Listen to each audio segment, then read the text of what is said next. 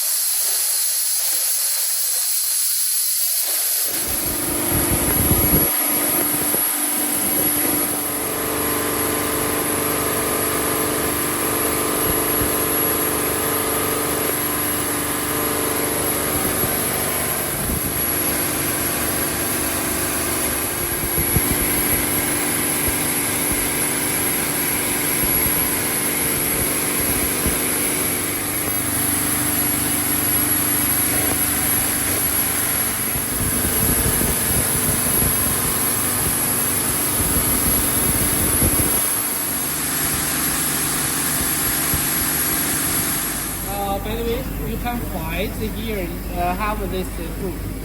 Usually for side use, also because our power supply, electric power supply, because this is above from the capacity.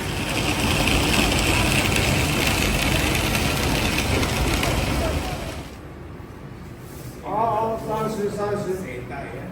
Yeah, that is the control system. So we just go through all the flow points.